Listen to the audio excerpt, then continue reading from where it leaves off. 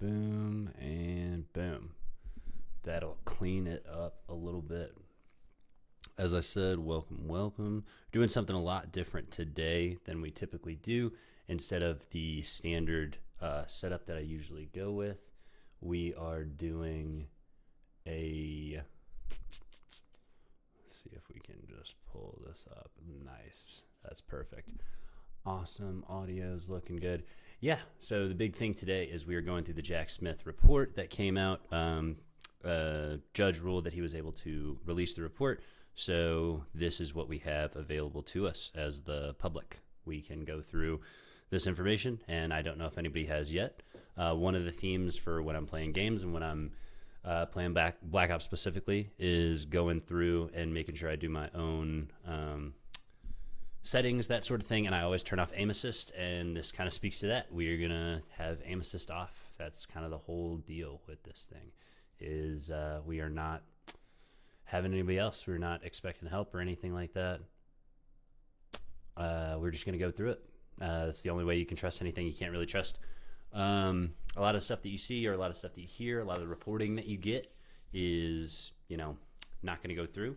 A lot of it, or it's going to go through a filter of somebody else's bias. Here you don't have to deal with that. Here you just get my opinion based on what I see, and this is what I deem is important. I really like playing my games and having a good time, but this is what I think is important. So if you agree or if you want to tag along, we are just going to be reading through this 174-page report from Jack Smith, the special counsel. Yeah, let's get into it. No reason to waste any time. Like, comment, subscribe, all the good stuff. If you want to see more, anything like that, feel free to tune in, comment, anything like that. But for the time being, we're just going to hop right into it. Delivery by hand. The Honorable Merrick B. Garland. This is on January 7th, 2025. As you can read at the top, Jack Smith was the special counsel, and it is headed U.S. Department of Justice, so DOJ. So, the Honorable Merrick B. Garland, Attorney General of the United States, Robert F. Kennedy, Department of Justice Building, 950 Pennsylvania Avenue, Northwest, Washington, D.C., zip code 20530. Let's get into it. The final report of the special counsel under 28 CFR 600.8. And also, we're going to be going through and trying to just look up here. I looked up when he released the report. Stuff like that. If we have any questions or if anything confuses anybody, feel free to throw it up in the chat, and we will go through and we will do a deep dive on anything that people don't understand. Most of this stuff is supposed to be written in pretty plain English, but if anything comes across as unclear, please just go ahead and let me know. We're going to blow this up just a little bit to make it easier for everybody and their viewing pleasure. Dear Mr. Attorney General, in the fall of 2022, former President Donald J. Trump was a subject of two separate criminal investigations by the Department of Justice. The first was an investigation into whether any person violated the law in connection with the efforts to interfere with the lawful transfer of power following the 2020 presidential election. The second investigation focused on possession of highly classified documents at Mr. Trump's Mar-a-Lago social club following his presidency. On November 15th, 2022, Mr. Trump declared his candidacy to unseat President Joseph R. Biden Jr., who had previously stated his intention to stand for re-election. Mr. Trump's announcement created a highly unusual situation in which the department, an agency within the executive branch headed by President Biden, was conducting criminal investigations regarding his newly declared challenger. Based on a long-standing recognition that in certain extraordinary cases, it is in the public interest to appoint a special prosecutor to independently manage an investigation and prosecution, you, as the Attorney General, promptly did so. Here to underscore the department's commitment to both independence and accountability in particularly sensitive matters. Attorney Merrick Garland. Remarks on the appointment of a special counsel. So you can see Merrick Garland is focused on independence and accountability, whatever that means. I am not a big fan of Merrick Garland. I think that should go. I'm not about hiding my bias here. I'm not a big fan. I think this was mishandled, but hopefully in the report we will get into this. Maybe we see something, or we might see a report after that. Let's get into it.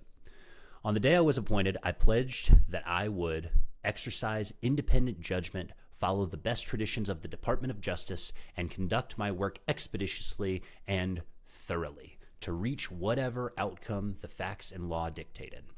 With the aid of an outstanding team, this is what I did.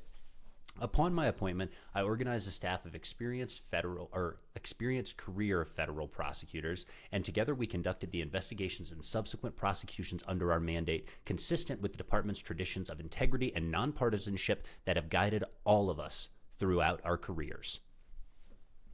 Attorney General Edward H. Levi, who assumed the department's helm in the wake of Watergate, summed up those traditions best. Quote, "One paramount concern must always guide our way. This is the keeping of the faith in the essential decency and even-handedness in the law, a faith which is the strength of the law and which must be continually renewed, or else it is lost. In a society that too easily accepts the notion that everything can be manipulated, it is important to make clear that the administration of federal justice seeks to be impartial and fair." Wow, that hits home. Boom. Jack Smith. Let's look up A.G. Edward Levi. Levy? Levi? It's probably Levy, maybe. I don't know. But either way, we will have more on him because that is a heck of a quote that he has there. Following Watergate, but applies pretty darn well today. This was an address to the Los Angeles County Bar Association, Los Angeles, California. Attorney General Levy's remarks shared 46 years to the day before my appointment ring as true now as they did then. Ha! Me and Jack Smith on the same page. I promise I did not pre-read or pre-watch or anything like that. We are just hopping right into it. I have been a career prosecutor in the local, national, and international settings over the last 3 decades, working shoulder to shoulder with hundreds of prosecutors in that time. The prosecutors and staff of the Special Counsel's Office are, in my estimation, without peer in terms of accomplishment, capability, judgment, and work ethic. More importantly, in my book, they are people of great decency and the highest personal integrity. The intense public scrutiny of our office, threats to their safety, and relentless unfounded attacks on their character and integrity did not deter them from fulfilling their oaths and professional obligations. These are intensely good people who did hard things well. My goodness, I just can't read. I apologize. I will not forget the sacrifices they made and the personal resilience they and their families have shown over the last 2 years. Our country owes them a debt of gratitude for their unwavering service and dedication to the rule of law. Without pause, they have upheld the department's commitment to the impartial and independent pursuit of justice. For that, I am grateful, as I know you are as well. I am grateful. Thank you. But, like I said, my criticisms are for Merrick Garland. We're going to have some commentary as we go through. It's not just going to be straight reading, just so you know. Staffed by some of the most experienced prosecutors in the department, my office operated under the same department policies and procedures that guide all federal prosecutors. The regulations under which I was appointed required that we do so. See 600.7A. And our work benefited from those processes. The department has long recognized that proceeding with uniformity, quote, uniformity of policy is necessary to the prestige of federal law, end quote. Robert H. Jackson, the federal prosecutor, April 1st, 1940. I might as well read the sources if we're going to do it. That earlier one was 28 CFR 600.7A. As a result, throughout our work, we regularly consulted the Justice Manual, the department's publicly available guidebook on policies and procedures, and adhered to its requirements. Ooh, hell yeah. So that's another thing that we're going to look into in our own time. Go ahead and slap that down over here. The Justice Manual, publicly available guidebook of policies and procedures that we can look to, and we can see if anything's being violated in the new term. Our work rested upon the fundamental value of our democracy that we exist as, quote, a government of laws and not of men, end quote. John Adams, don't know. My goodness. We're going to look into that. We're just doing a whole bunch of research. This is going to turn into a research stream all of itself, which I am all for. Whatever this book is, it's number 7 at 84, March 6th, 1775. This is going to be a deep dive. We might do some deep dives on the founders here, especially if people get interested in what we're doing here. We might do more, especially as we start looking into some of the stuff on this list. That's going to be the big thing, is looking into the things that pique our curiosity. In making decisions as special counsel, I considered as a first principle whether our actions would contribute to upholding the rule of law and acted accordingly. Our committed adherence to the rule of law is why we not only followed department policies and procedures, 26 but just strictly followed. observed legal Welcome to the Far requirements King and Show. dutifully respected the judicial decisions and precedents our prosecutions prompted. Thank you so much for the follow. Really appreciate that. That is also why, in my decision-making, I heeded the imperative that, quote, no man in this country is so high that he is above the law, end quote. United States versus Lee, 106 U.S. 196 220, 1882. Simply put, the Department of Justice's guiding mandate, which my office strove to uphold, is that power, politics, influence, status, wealth, fear, and favor should not impede justice under the law. When I assumed responsibility for the matters you assigned to me, I came to the work with no preconceived notion of what the just outcome of the investigations would be. I was not yet familiar with all the relevant facts and had not yet researched the relevant law. Depending upon what the investigations revealed, I was equally comfortable closing the investigations or moving forward with prosecutions in one or both of the matters, having done both in high-profile matters throughout my career. Love to see it. Love to see it. He's building up quite the idea. To make we're going to start that one over again. To make prosecutorial determinations, my office gathered relevant evidence and examined whether that evidence established violations of federal criminal law. In doing so, I was guided by the principles of federal prosecution, a series of considerations designed to promote the fair and even-handed application of the law. As set forth in my report, after conducting thorough investigations, I found that, with respect to both Mr. Trump's unprecedented efforts to unlawfully retain power after losing the 2020 election and his unlawful retention of classified documents after leaving office, the principles compelled prosecution. Indeed, Mr. Trump's cases represented ones, quote, in which the offense was the most flagrant, the public harm the greatest, and the proof the most certain, end quote. Jackson, the federal prosecutor. Make sure I got that right. In which the offense was the most flagrant, the public harm the greatest, and the proof the most certain, end quote. Perfect. As directed by the principles, I have made my decision in these cases without regard to Mr. Trump's, quote, political association, activities, or beliefs, end quote, or the possible personal or professional consequences of a prosecution for me or any member of my office. Justice Manual 9-27.260. Quote, the likelihood of an acquittal due to unpopularity of some aspect of the prosecution or because of the overwhelming popularity of the defendant or his cause, end quote, or the converse were not factors in my prosecutive decisions. ID 9-27.220. Comment.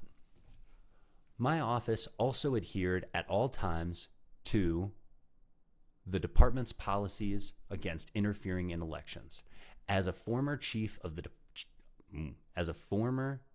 chief of the department's public integrity section, it was important to me, as it is to you, that we adhere to both the letter and the spirit of this policy. I can assure you that neither I nor the prosecutors on my team would have tolerated or taken part in any action by our office for partisan political purposes. Throughout my service as special counsel, seeking to influence the election one way or the other, or seeking to interfere in its outcome, played no role in our work. My office had one North Star: to follow the facts and the law wherever they led. Nothing more, nothing less. You gotta love it. The Alexis_Tfkov just followed. Welcome to the Far King Show. Appreciate the follow. We're hopping right back in. While I relied greatly on the counsel, judgment, and advice of our team, I want it to be clear that the ultimate decision to bring charges against Mr. Trump was mine. It is a decision I stand behind fully. To have done otherwise on the facts developed during our work would have been to shirk my duties as a prosecutor and a public servant. After nearly 30 years of public service, that is a choice I could not abide. Man, it is so crazy to read about somebody talking with substance. I've been reading through the John Bolton book, The Room Where It Happened, and my goodness, in comparison to the person this investigation's all about, in comparison to Trump, it's a stark contrast. Very different people of different moral character, of different moral fiber, is what I'll say for sure. At least from what is written here. Let's continue. It is equally important for me to make clear that nobody within the Department of Justice ever sought to interfere with or improperly influence my prosecutorial decision-making. The regulations under which I was appointed provided you with the authority to countermand my decisions. See 28 CFR 600.7. But you did not do so. Nor did you, the Deputy Attorney General, or members of your staff ever attempt to improperly influence my decision as to whether to bring charges against Mr. Trump.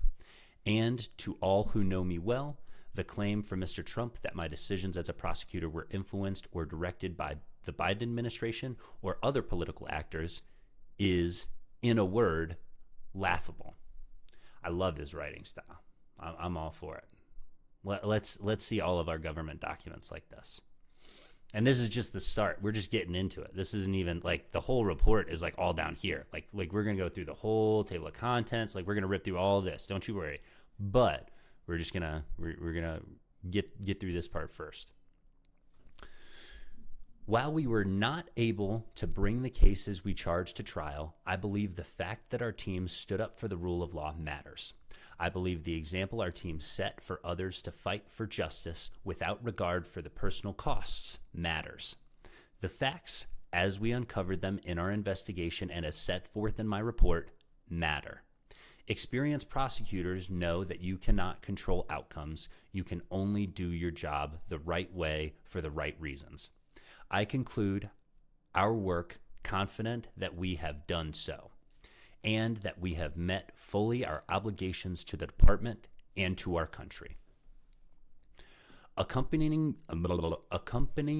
this letter, I am providing you, quote, a confidential report explaining the prosecution or declination decisions reached by the special counsel, end quote, 28 CFR 600.8. The report consists of 2 volumes. Volume 1 addresses the election case, and Volume 2 addresses the classified documents case. I understand that you are considering whether all or part of my report can be made public, consistent with applicable legal restrictions. See 28 CFR 600.9C. Both volumes minimize the identification of witnesses and co-conspirators consistent with accepted department practice, and we have provided a redacted version of Volume 2 that identifies certain information that remains under seal or is restricted from public disclosure by Federal Rule of Criminal Procedure 6E. Because Volume 2 discusses the conduct of Mr. Trump's alleged co-conspirators in the classified documents case, Waltine Nauta and Carlos de Oliveira. That's not right. Oliveira.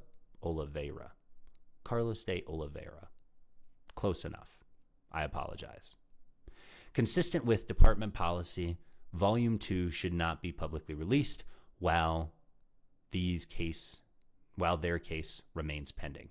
So I apologize to whoever this is, only in name, or anyone I may offend. I obviously don't care, especially if you helped with any of this garbage. You are a trash person in my book, so get fucked. Let's move on. And again, we are not even into it. We are just at the appetizer. Though not required, prior to finalizing the report, my office provided an opportunity for counsel for Mr. Trump to review both volumes and for counsel for his formal co-defendants in the classified documents case, Mr. Nada and Mr. de Oliveira, to review Volume 2. After their review, counsel for Mr. Trump wrote a letter to you, and we provided a written response to you, both of which you will find as an addendum to the report. With this report, my service and the service of my staff is complete. I thank you for the trust you placed in me and my team for affording us the independence necessary to conduct our work. Public service is a privilege, and we deeply appreciate the opportunity to serve our nation in seeking to uphold the rule of law. Now, I got some weird pauses. That's for darn sure. But this is sincerely yours, Jack Smith, signed at the bottom. Now, we get into the real report, and we'll go over the full table of contents here in just a second. But we are getting into Volume 1, and that'll be the report on efforts to interfere with the lawful transfer of power following the 2020 presidential election.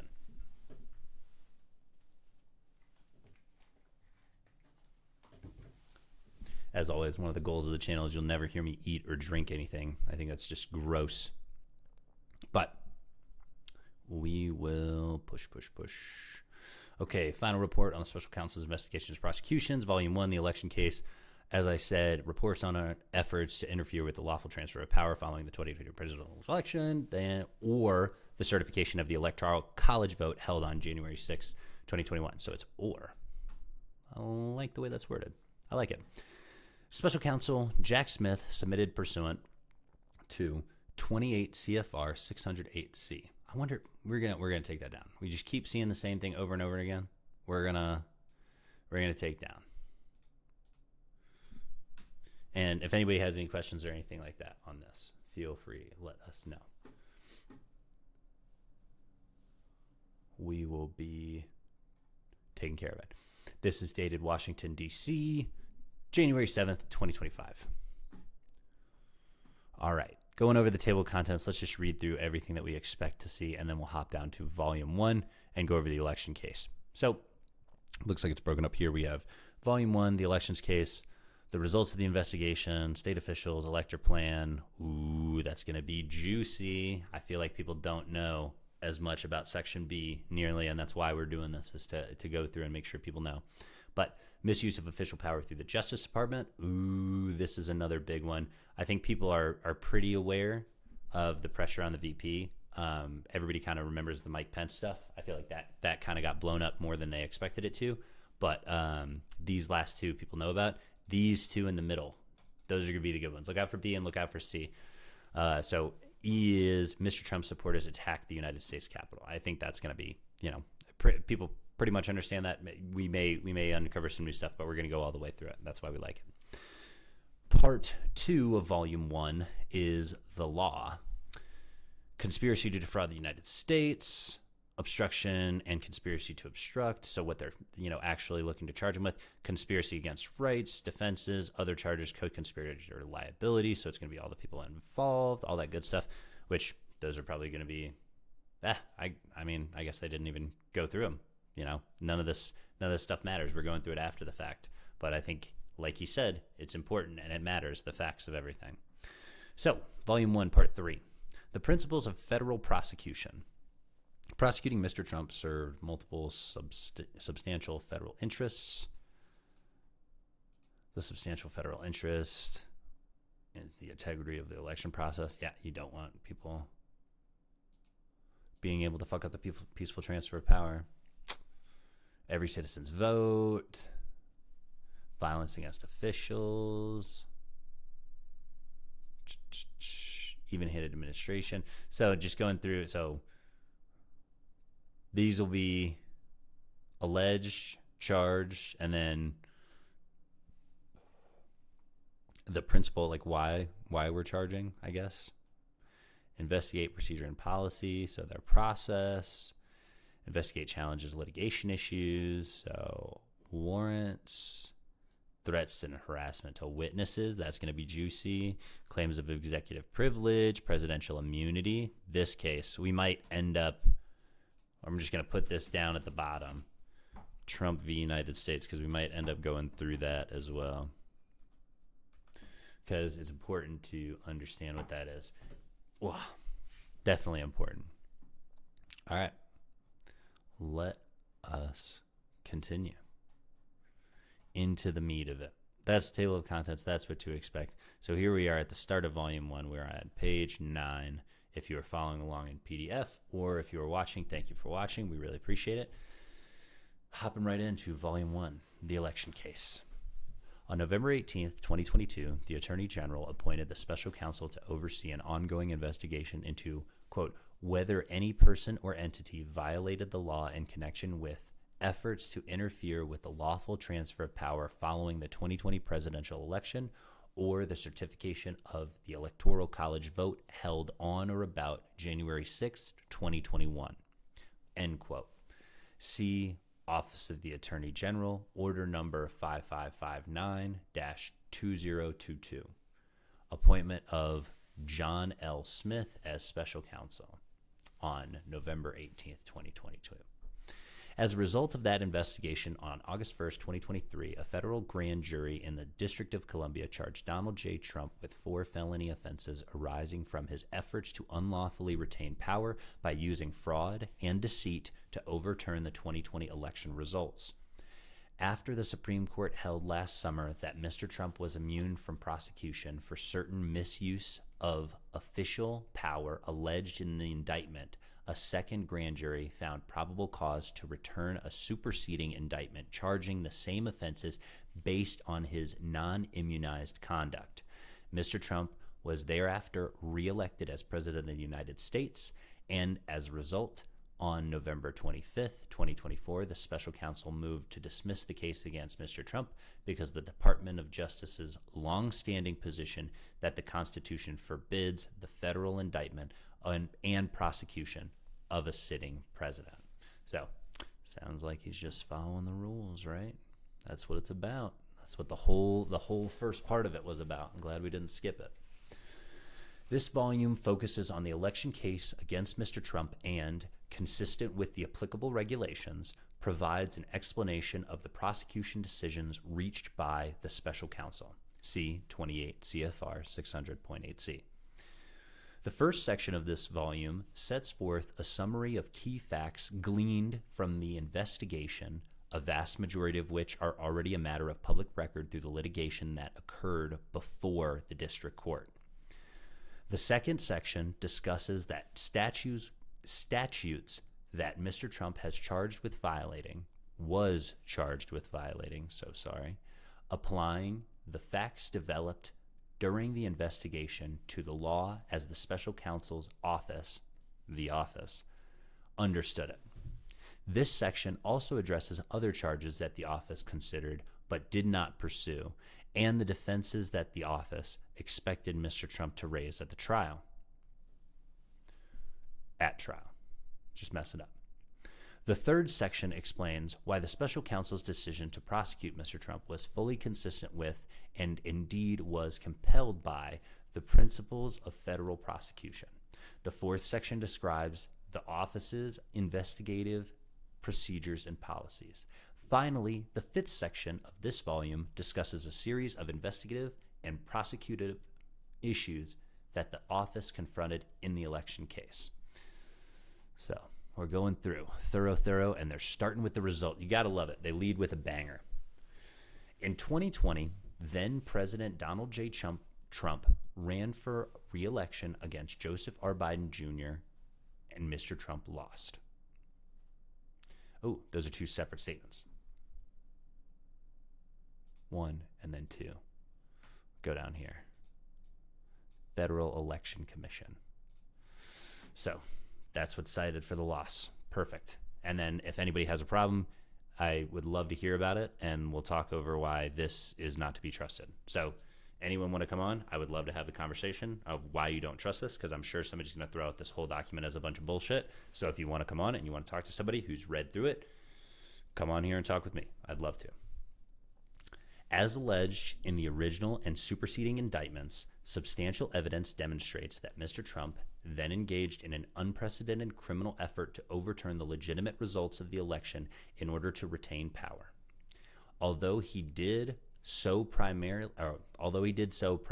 in his private capacity as a candidate and with the assistance of multiple private co-conspirators, Mr. Trump also attempted to use the power and authority of the United States government in furtherance of his scheme. As set forth in the original and superseding indictments, when it became clear that Mr. Trump had lost the election and that lawful means of challenging the election results had failed, he resorted to a series of criminal efforts to retain power. This included attempts to induce state officials to ignore true vote counts, to manufacture fraudulent slates of presidential electors in 7 states that he had lost, to force Justice Department officials and his own Vice President, Michael R. Pence, to act in contravention of their oaths and to instead advance Mr. Trump's personal interests, and on January 6, 2021, to direct an angry mob to the United States Capitol to obstruct the congressional certification of the presidential election and then leverage rioters' violence to further delay it. In service of these efforts, Mr. Trump worked with other people to achieve a common plan: to overturn the election results and perpetuate himself in office. These individuals included co-conspirator 1, a private attorney who was willing to spread knowingly false claims and pursue strategies that Mr. Trump's campaign attorneys would not. Let's see if we can figure it out. So co-conspirator 1 is probably Giuliani, right? Giuliani or Powell? Co-conspirator list. We'll do it like this.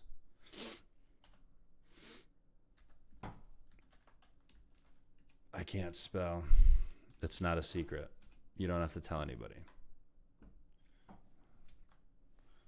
All right, let's see. Let's read through 2, 3, 4, 5, 6. I see. Anybody else see more?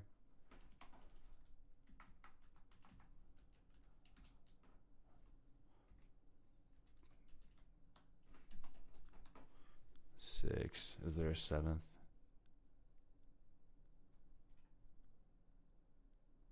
Okay, 6 co-conspirators. I don't know if we'll be able to guess everybody, but maybe we can try. Maybe we can slot some names in here based off the information that we give. But I think they're trying to keep it. I bet somebody has already released it.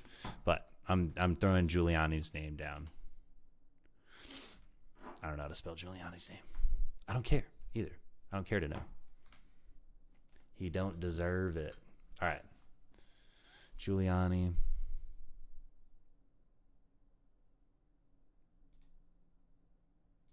This is co-conspirator 2, from what I've read is, or what I've seen is, Eastman. Because Eastman's the one who actually, so the Eastman memos, we got to put that on there, because I'm sure that's going to come up. Trump for United States and the Eastman memos. If anybody wants, we'll probably be tuning in and reading the Eastman memos, because this is them, like the people who are going to take power on Monday. This is them plotting taking over the country, and they just did it in stuff that you can go read now. It's crazy, but we can go read that. But if I had to guess, the one, because of how it's written, so let's go ahead and read through them. In service of these efforts, Mr. Trump worked with other people to achieve a common plan to overturn the election results to perpetuate himself in office. These individuals included co-conspirator one, a private attorney who was willing to spread knowingly false claims and pursue strategies that Mr. Trump's campaign attorneys would not. I think that's why he brought Giuliani in, but I'm not sure. A private attorney is co-conspirator two, a private attorney who devised and attempted to implement a strategy to leverage the vice president's ministerial role in the certification proceeding to obstruct the certification. I think that's what Eastman did. Eastman basically wrote something to the effect of, if the vice president takes his role past what is constitutional, is the word that they use, if they take that past, and the Electoral Count Act specifically, I believe, if they go around that, then they could obstruct the certification. They could get something. So I think that's going to be Eastman. Let's see. Co-conspirator 3, a private attorney whose unfounded claims of election fraud Mr. Trump privately acknowledged were crazy, but which he embraced and publicly amplified nonetheless. Ooh, this one. So I've heard clips of this. I just haven't seen anybody go all the way through it, and we're going all the way through it. So I bet this is Sidney Powell, because I think that was a big thing, and we'll read about the specifics as we get into it. But I believe the thing with Sidney Powell was she was coming up with things that were so silly that they, behind closed doors, were joking about how silly they were, but then they still went on to fully embrace her. You know, they went out of their way to make sure that they still boosted the claims. So if I had to guess, that's Powell. So we'll take a look at the rest of them and see if we can guess, see how accurate we are.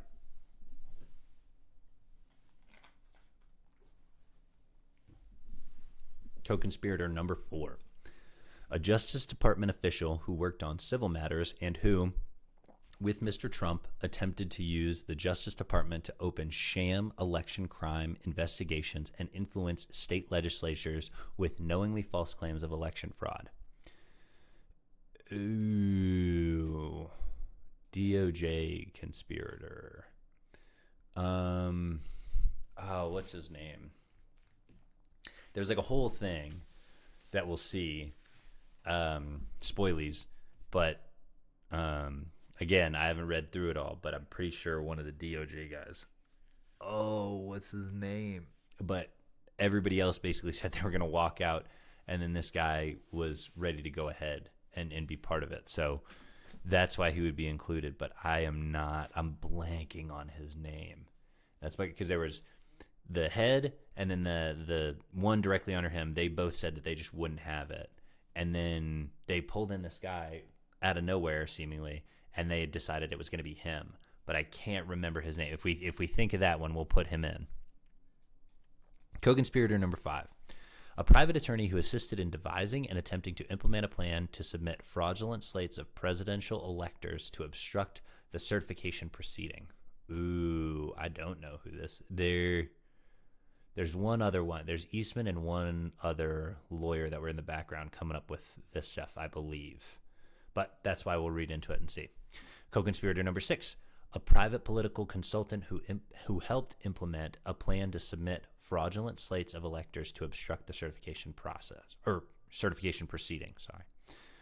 The through line of all of Mr. Trump's criminal efforts was deceit, knowingly false claims of election fraud, and the evidence shows that Mr. Trump used these lies as a weapon to defeat defeat a federal government function foundational to that's goofy, to the United States democratic process. Mr. Trump's false claims included dozens of specific claims regarding certain states, such as that large numbers of dead, non-resident, non-citizen, or otherwise ineligible voters had cast ballots, or that voting machines had changed votes for Trump to votes against him. These claims were demonstrably and, in many cases, obviously false. The office investigated whether Mr. Trump believed the claims he made. Evidence from a variety of sources established that Mr. Trump knew that there was no outcome determinative fraud in the 2020 election, that many of the specific claims he made were untrue, and that he had lost the election. He knew this because some of the highest-ranking officials in his own administration, including the vice president, told him directly that there was no evidence to support his claims. So everyone who was around him, we're seeing. So everything that was referenced up there, you can see everything that they have here. All the superseding indictments and everything that they have is all right here. I'm not going to take the time to go through all this, but you can see they have Trump tweets for his speech. They have remarks and comments with the co-conspirators, conduct with the co-conspirators up here, that sort of thing. You could read through if you need to see that, but we're just going to continue on right here and then hop into the next page. But all of that's been made in the claim before has been sourced down there below. If you'd like to go through that, we obviously can. Like, comment, subscribe, the whole 9 yards, and we'll be back again next Saturday, or maybe before then, who knows? This is an important one. We'll see how tomorrow goes. So, Mr. Trump's private advisors, both within and outside of his campaign, told him the same.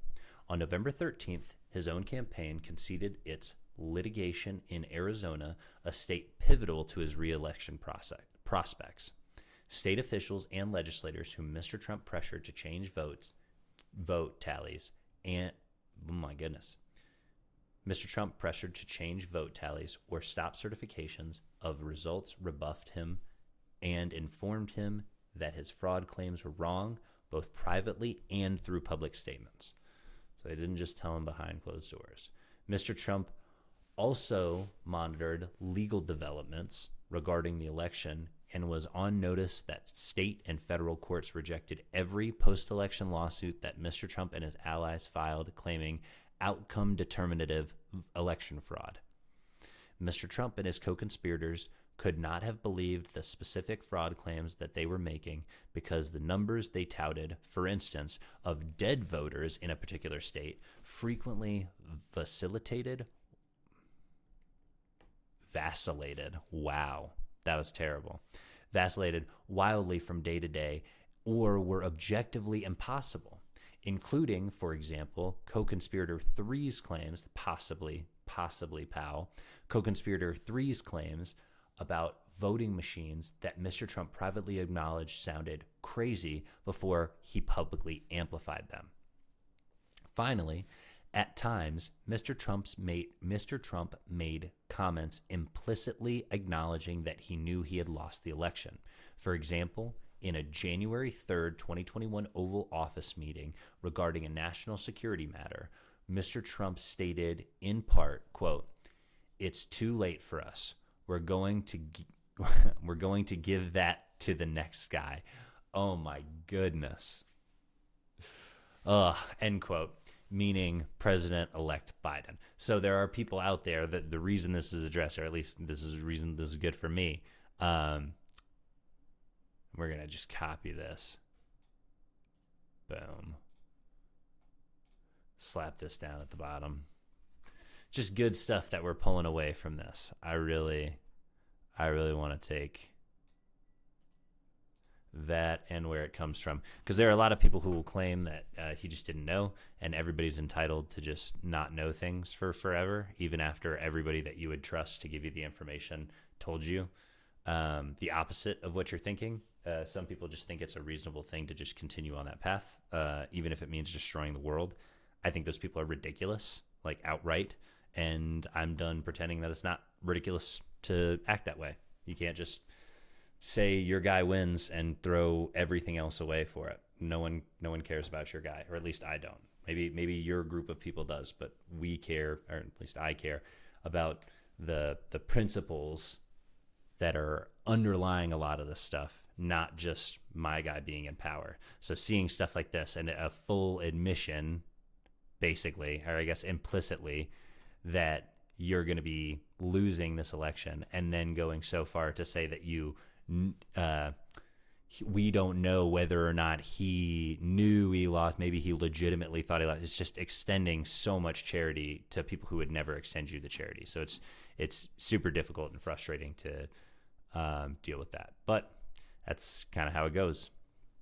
So Mr. Trump aimed his deceit at the United States' process of collecting, counting, and certifying votes, which flows from the Constitution and a federal law enacted in 1887 called the Electoral Count Act, also referred to as the ECA. So if you hear that, that's the Electoral Count Act. The Constitution provides that the president or the United States president is selected through the votes of individuals called electors, and that each state determines how to appoint electors. Through state laws, all 50 states and the District of Columbia have chosen to select electors based on their popular vote. Therefore, after Election Day, pursuant to the ECA, each state formally determines or ascertains its electors based on the popular vote. The ascertained electors meet on a day determined by the ECA and cast their votes based on their state's popular vote. And the ascertained electors mail their electoral votes along with a certification from the state executive that they are the state's legitimate electors to the United States Congress to be counted and certified in an official proceeding. The Constitution and ECA provide that on the 6th of January, following Election Day, the Congress meets for that certification meeting. Sorry, that threw me for a sec. Which is presided over by the Vice President as President of the Senate. The legitimate electors' votes are opened and counted, and the winner is certified. Until Mr. Trump obstructed it, this democratic process had operated in a peaceful and orderly manner for more than 130 years. Oof, that's not good. So this is Volume A of Section 1, Mr. Trump's pressure on state officials. One of Mr. Trump's efforts to change the results of the election involved targeting the electoral process at the state level through politically aligned state officials. Mr. Trump contacted state legislators and executives and pressured them with false claims of election fraud in their states, and urged them to take action to ignore the vote counts and change the results. Significantly, he made election claims only to state legislators and executives who shared his political affiliation and were his political supporters, and only in states that he had lost. My goodness. That's another one that goes to motive. I know we can't look at that anymore. That's like the whole Supreme Court thing, but my goodness. Talk about like knowing you're doing the wrong thing. You didn't talk to anybody legit about it. You went, to the back channels and your boys. It's a bit silly, if you ask me. For instance, Mr. Trump and co-conspirator 1 called the Speaker of the Arizona House of Representatives on November 2nd, 2022, and used false fraud claims to try to convince the Speaker to call the state legislature into session and replace Arizona's legitimate electors with Mr. Trump's illegitimate ones. Co-conspirator 1, possibly Giuliani, tried to coerce Arizona's Speaker, including by telling him, "We're all kind of Republicans and we need to be working together." Bruh. The Arizona Speaker refused to do what he was asked and requested that co-conspirator 1 provide evidence to support his fraud claims. Co-conspirator 1 not only failed to ever provide such evidence, but he conceded to the Arizona Speaker that at an in-person meeting a week later that we don't have the evidence, but we have lots of theories. It's great. It's like the semblance of a plan. What did he say? The part of a plan or something like that? Concept. That's what it was. Concept of a plan. Jesus. Despite this lack of fraud evidence. Oh. Yeah, we're still good. Okay, just making sure. Despite this lack of fraud evidence, Mr. Trump and others continue to pressure the Arizona Speaker to overturn the election results. Mr. Trump similarly leaned on other state officials, always those of the same political party. On January 2nd, 2021, just days before the election results were to be certified, he called Georgia's Secretary of State and pressed him to, quote, find 11,780 votes, end quote. Mr. Biden's margin of victory in the state. Oh my gosh. When the Secretary of the State refuted Mr. Trump's false fraud claims, Mr. Trump issued a threat stating that because the Secretary of State knew, quote, what they did and you're not reporting it, that's a criminal offense. And, you can't let that happen. That's a big risk to you, end quote. That's a threat. My goodness. In case people aren't counting, that's a threat to an official. Oh. And it's more, I don't know if anybody remembers the Luigi stuff. It's more than that one woman got booked for making a veiled threat to the insurance people, like right after the Luigi stuff busted. Like, my goodness. Like, if I know it goes without saying, but if it were anybody else, they would just never extend this level of charity. It's gross. Pathetic. It's pathetic. Mr. Trump also pressed state legislators in Michigan by inviting them to the White House on November 20th, raising false claims of election fraud and bringing co-conspirator one into the meeting by phone. Michigan's Senate Majority Leader told Mr. Trump that he had lost the election not because of fraud, but because he had underperformed with educated females, an assessment that displeased Mr. Trump. Mr. Trump engaged in these efforts even though trusted state and party officials had told him from the outset that there was no evidence of fraud in the election. In Arizona, Mr. Trump called the governor on November 9th, a week after Election Day, and after both Fox News and the Associated Press had projected that Mr. Trump had lost the state.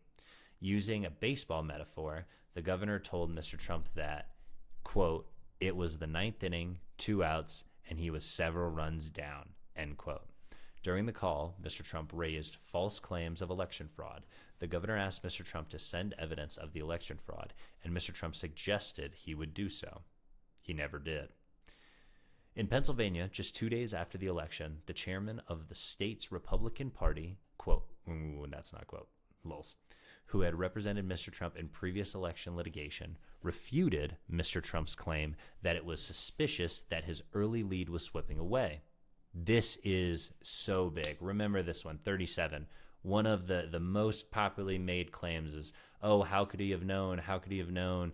Everyone knew the course of this election was, the mail-in ballots were going to come in and it was going to change things. Everybody had gotten this. We're going to get right into it, but my goodness, it's just so clear that he knew this was going to happen. The chairman explained that there were still roughly 1,750,000 mail-in ballots being counted, which were expected to weigh heavily in Mr. Biden's favor. In the course of conversations like these, state officials, better positioned than Mr. Trump to know the facts in their states, repeatedly told Mr. Trump that his fraud claims were unfounded and that there was no evidence of substantial election fraud in their states. And, apart from Georgia's Secretary of State, Mr. Trump never contacted other election officials to determine whether there was merit to any specific allegation of election fraud in their states, even though they would have been the best sources to confirm or refute such claims. So damning. Mr. Trump's fraudulent elector plan, Part B of Volume 1. As December 14th, the date the ECA required each state's electors to vote and send their certificates of vote to Congress, approached, Mr. Trump and co-conspirators launched another plan. Under this plan, they would organize the people who, had served as Mr. Trump's electors. He won the popular vote in 7 states that Mr. Trump had lost. So that's how they found him. I've always wondered how they found him. So had they won, they just went with the people that they would have chosen anyway. Good to know. I don't know why I can't unclick that. That's funny.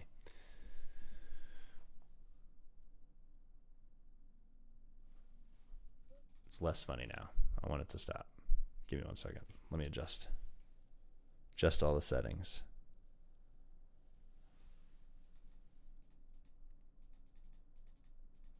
Am I frozen? Okay, we're back. That was weird. It froze for a second on me. I hope it didn't mess up the stream because we're jumping right back into it. Under this plan, they would organize the people who would have served as Mr. Trump's electors had he won the popular vote in 7 states that Mr. Trump had lost: Arizona, Georgia, Michigan, Nevada, New Mexico, Pennsylvania, and Wisconsin. and caused them to sign and send to Washington false certifications claiming to be the legitimate electors. Ultimately, as explained below, Mr. Trump and co-conspirators used the fraudulent certificates to try to obstruct the congressional certification proceeding. I can't read, apparently. I apologize. The fraudulent elector plan's arc is reflected in a series of memoranda drafted in late November and early December by co-conspirator 5, who initially portrayed it as a contingency to preserve the possibility that Mr. Trump's electors' votes would be counted on January 6th if he prevailed in an ongoing election litigation. That might be... It's Eastman and one other guy, but I can't remember the other guy's name. There's one other... is it Mike? Is it Mike something?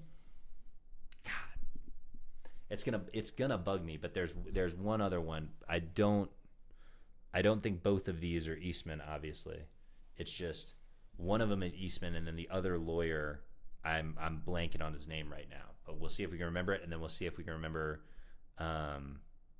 It was a super basic name for co-conspirator 4, the member of the DOJ. I just have to remember that one as well.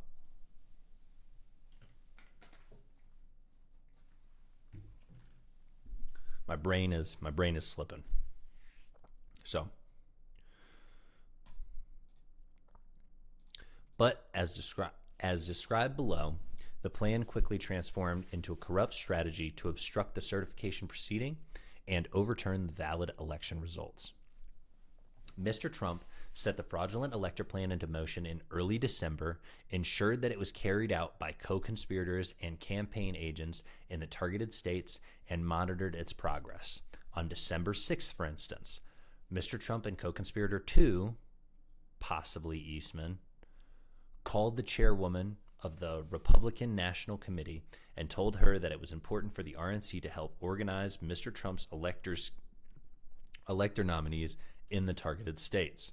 During the call, co-conspirator 2 told a lie that the co-conspirators would use to induce the cooperation of many of the fraudulent electors, that Trump's electors' votes would be used only if ongoing litigation in their state proved successful for Mr. Trump. So they established it as a contingency plan, basically. They told all these people that were later involved, or I guess involved in the criminal conspiracy, they were like, oh, this is totally on the up and up. We're just planning for if we do get a win.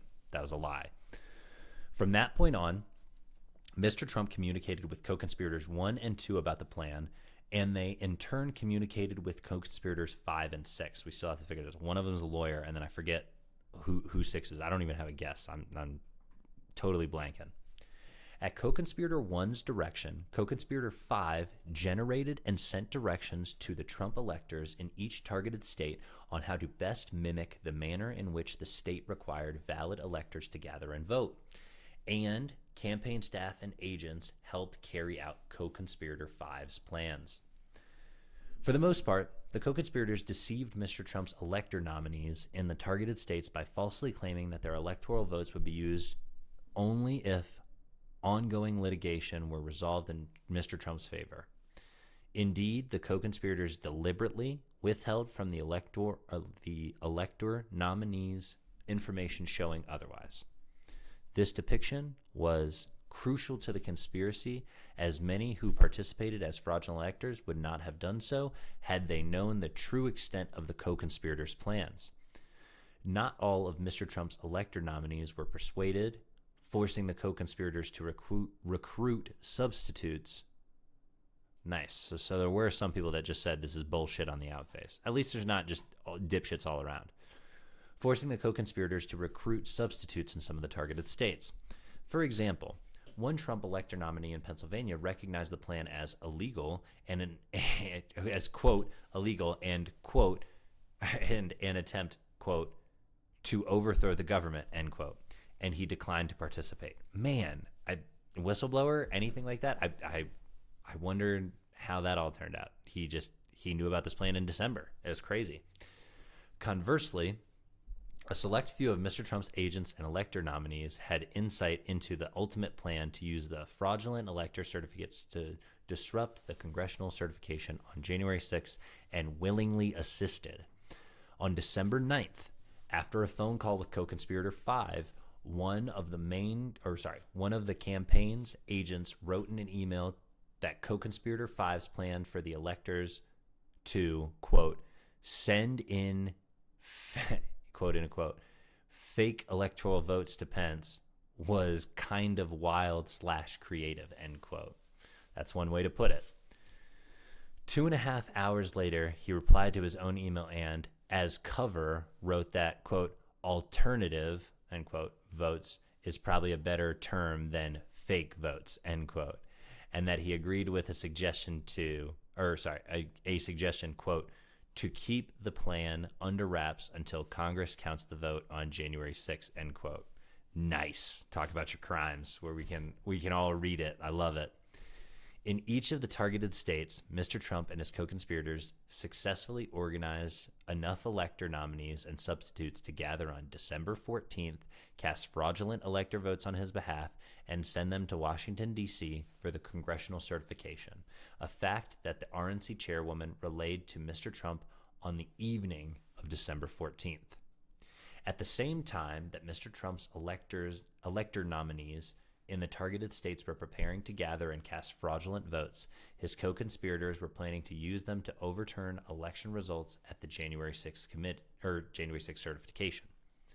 On December 13th, co-conspirator 5 sent co-conspirator 1 a memorandum that envisioned a scenario in which the vice president would use the fraudulent slates to claim that there were dueling slates of electors from targeted states and negotiate a solution for Mr. Trump to seize power. I think that's Eastman. And then this, is it Mike Huckabee? Am I crazy? Is it Mike? They all run together. They all lie as easy as they breathe. Am I crazy? Is it not Mike Huckabee or something like that? Something goofy?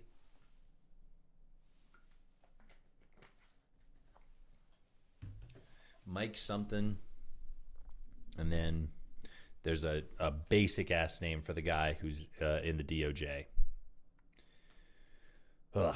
I'll remember him as we go on, maybe. And on December 16th, co-conspirator 5 traveled to Washington with a group of private attorneys who had done work for Mr. Trump's campaign in Wisconsin for a meet and greet with Mr. Trump in the Oval Office.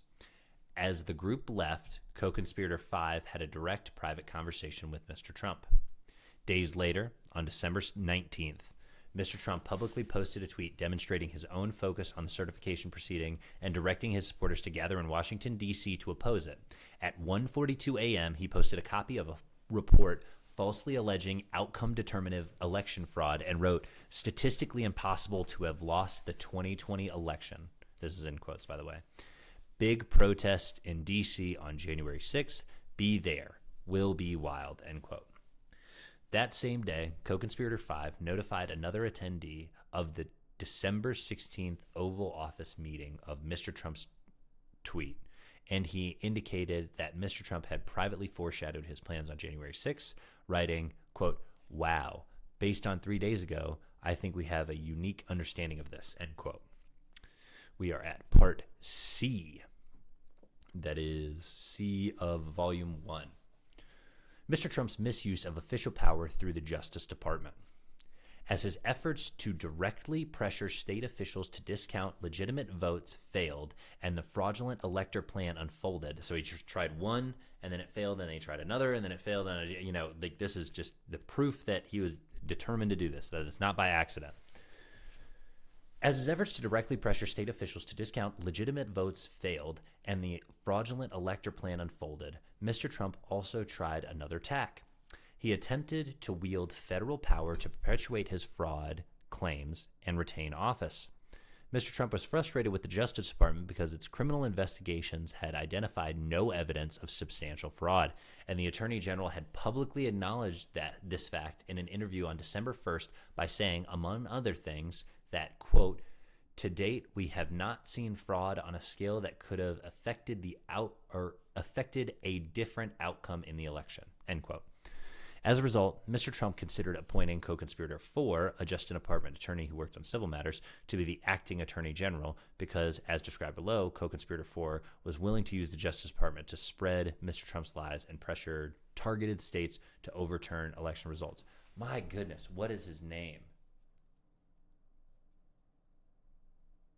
It's going to bug me because they were talking about putting him in, and then people threatened to walk out. It was like a whole big thing. I think this guy, the civil matters he worked on was like environmental stuff or something like that, and they gave him like mad shit for it.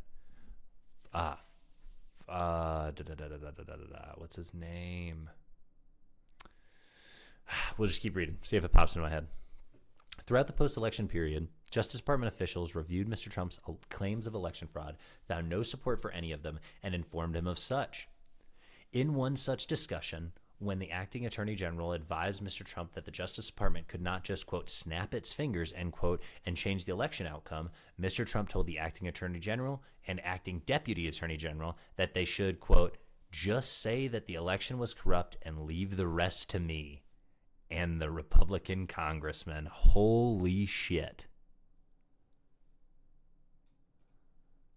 Yeah, we're gonna slap that there at the bottom. And then we can always find this shit when we need it. My goodness. That's gold. I mean, it's dog shit, but we're here and we're wading through it. In the same call, alluding to replacing Justice Department leadership if they did not do as he directed, Mr. Trump also said, quote, people tell me co-conspirator 4 is great. I should put him in. Mr. Trump knew about co-conspirator 4 because he had been introduced to co-conspirator 4 by a member of Congress and had been secretly engaging with co-conspirator 4, who was communicating with Trump in a contravention of policies designed to protect independence of the Justice Department. I was about to say, you can't just be talking to the Justice Department like that. Jesus. It's like a big thing. There's supposed to be some sort of separation there. I don't even know what these policies that they're talking about, but we'll go through the Justice Manual and we'll see. And I bet in the Justice Manual, it says something about for the independence of the Justice Department, we need to make sure that you don't fuck around and talk directly to, especially if you're going around your attorney general to talk to someone individually in order to do it. It's bonkers. Thank you for the first time chat. Appreciate you. Hated buyer.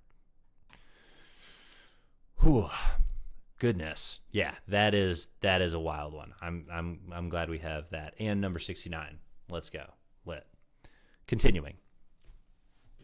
On December 28th, as the secret communications with Mr. Trump continued, co-conspirator 4 emailed the acting attorney general and acting deputy attorney general a proposed letter that falsely claimed that the Justice Department had, quote, identified significant concerns that may have impacted the outcome of the election in multiple states, end quote, and recommended that those state legislatures convene in special session to reconsider certification of their electoral votes.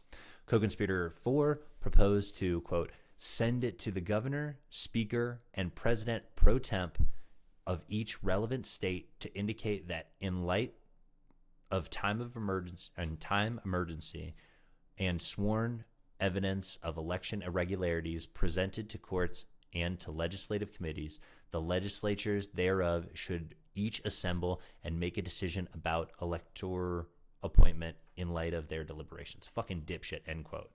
Sorry, the dipshit isn't end quote. I just reading through an idiot's stumblings. I'm so curious. Who's co-conspirator 4? I have to. It's gonna kill me. As soon as I hear the name, I'm gonna be like, oh, I knew it.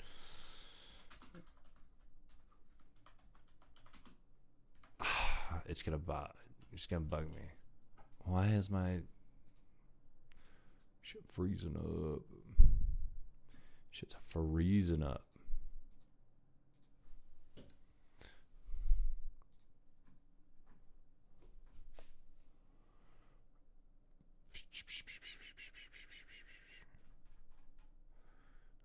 Ooh, okay. This has all of them.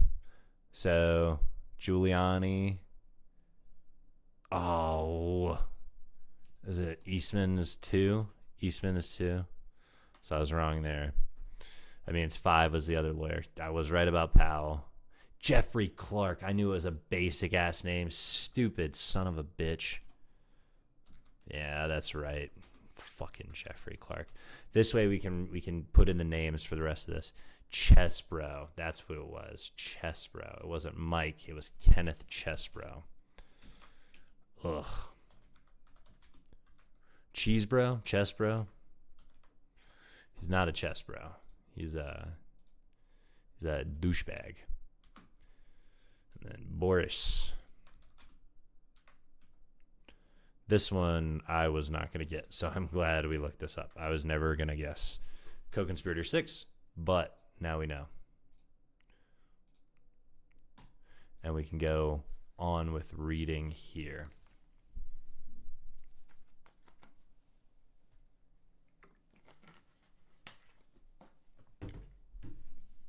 Within about an hour of receiving the draft letter, the acting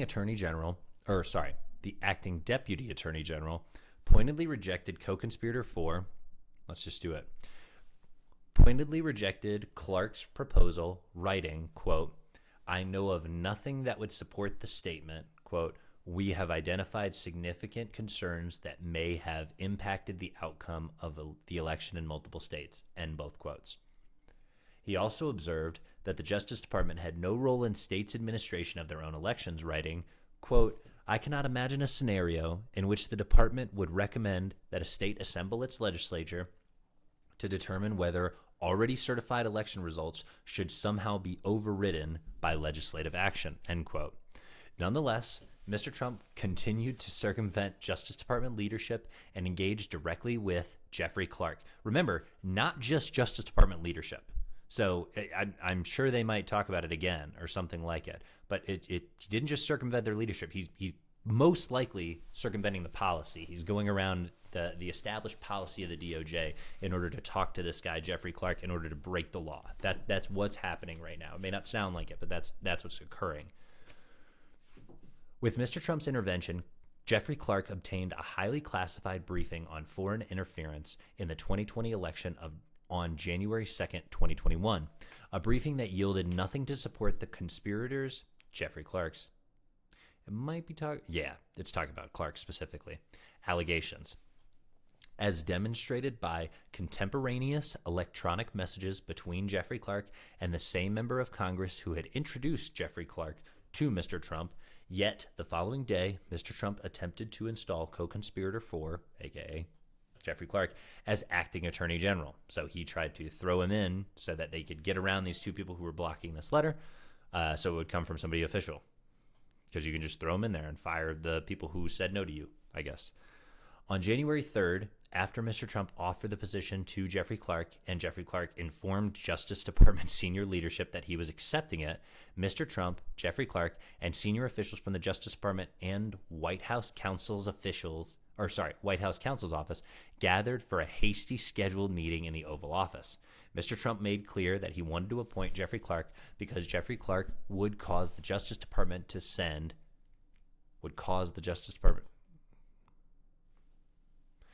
the targeted states the false letter that the acting attorney general and acting deputy attorney general had rejected as inappropriate or improper. Inaccurate and improper. That's more appropriate, funny enough. Mr. Trump ultimately did not do so only because he was informed that if he did, mass resignations within the Justice Department and the White House would result in Jeffrey Clark leading a graveyard, end quote. So you can run it, but nobody will be there to work with you. Near the end of the meeting, when Jeffrey Clark raised the idea of the Justice Department opining on the vice president's role during the congressional certification, Mr. Trump told all those assembled that no one other than him should be talking to the vice president. Well written. A good transition into the next section because we have Part D of Volume 1, Mr. Trump's pressure on the vice president.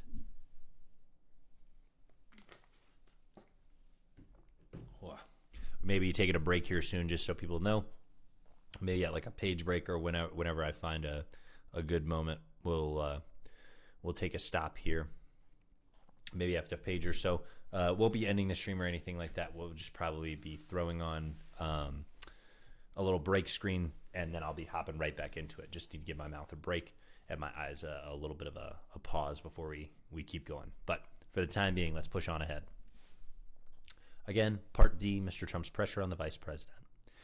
Mr. Trump wanted no one else speaking with Vice President Pence because he and co-conspirators were already implementing a secret plan to use Mr. Pence's ministerial role as president of the Senate to Mr. Trump's advantage.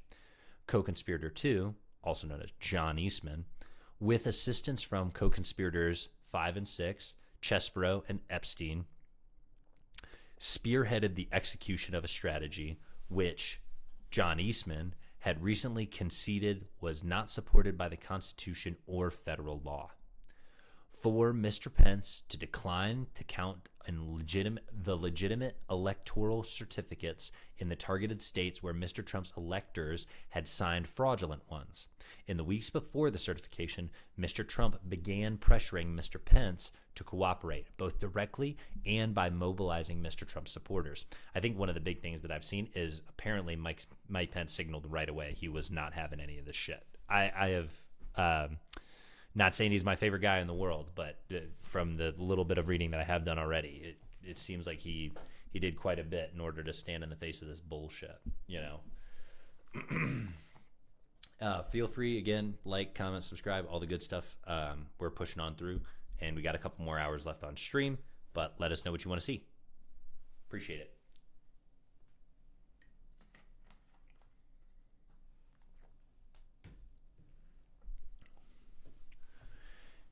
In repeated conversations, day after day, Mr. Trump pressed Mr. Pence to use his ministerial position as president of the Senate to change the outcome of the election, or the election outcome, often by citing false claims of election fraud as justification. He even falsely told Mr. Pence once that, quote, the Justice Department was finding major infractions, end quote. When Mr. Pence repeatedly refused to act as Mr. Trump wanted, Mr. Trump told him that, quote, hundreds of thousands, quote, end quote, of people would, quote, hate his guts, end quote, and think he was, quote, stupid, end quote. And that Mr. Pence was, quote, too honest, my goodness, for just not doing your bullshit, end quote. Surrounding these communications, Mr. Trump frequently took to Twitter to exhort supporters to travel to Washington for January 6th, such as when he tweeted on January 1st, quote, the big protest rally in Washington, D.C. will take place at 11 a.m. on January 6th. Location details to follow. Stop the steal, end quote. It's probably hashtagged. There's probably a hashtag in there that's missing. Court documents don't allow for hashtags. Reports don't allow for hashtags, I guess. On January 4th, 2 days before the certification proceeding, Mr. Trump arranged for Mr. Pence to meet with John Eastman in the Oval Office in hopes that John Eastman could convince Mr. Pence to accede. During the meeting, John Eastman outlined 2 ways that he claimed Mr. Pence could affect the election outcome using his role in the certification. He could reject the legitimate electors outright, denying Mr. Biden an electoral majority and likely sending the selection of the president to the House of Representatives, where fellow Republicans controlled the majority of state delegations. That's a big important thing. State delegations was the big thing. If anybody tells you they had more, wouldn't have done anything. It's about the delegations, and they had already considered the ramifications of where they were sending it. They knew what they were doing. Or he could send the elector slates to targeted states' legislatures for them to choose which electoral vote should be counted, affording Republican-controlled legislators the opportunity to reject Mr. Biden's electors and replace them with Mr. Trump's. In response to Mr. Pence's questioning, John Eastman admitted that both proposals violated the ECA and were untested. When Mr. Pence turned to Mr. Trump and pointed out that even, quote, Mr. Trump's lawyer, end quote, John Eastman did not think that Mr. Pence had the authority to return electoral votes to the states, Mr. Trump responded that he, quote, liked the other thing better, end quote, which Mr. Pence understood to mean Mr. Pence simply rejecting the electoral votes outright. In the end, Mr. Pence again stated that he did not believe he could do what he was being asked. Again, everything I've read, a hell of a job. That night, Mr. Trump used a speech in Dalton, Georgia? Dayton? Dalton? Dalton. I would say Dalton, unless it's a typo. To focus the crowd on the idea that Mr. Pence could change the results of the election, saying, quote, "I hope Mike Pence comes through for us. I have to tell you, I hope that our great vice president comes through for us. Of course, if he doesn't come through, I won't like him quite as much," end quote. The next day, on January 5th, when Mr. Trump again failed to make headway with Mr. Pence in a private conversation, Mr. Trump warned that he would have to publicly criticize Mr. Pence. Mr. Trump then, in response to a New York Times report on the conversation between Mr. Trump and Mr. Pence, issued a false statement claiming, quote, "The vice president and I are in total agreement and the vice president has the power to act," end quote. I would love to read that New York Times article, see what they're saying, because a lot of people that read the Times think this isn't a big deal, and I just don't understand that.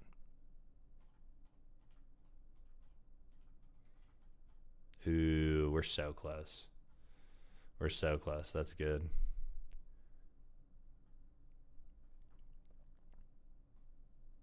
All right, we're on part E. We're going to take a break here for a couple minutes. Nothing crazy. Boom, boom. Be right back.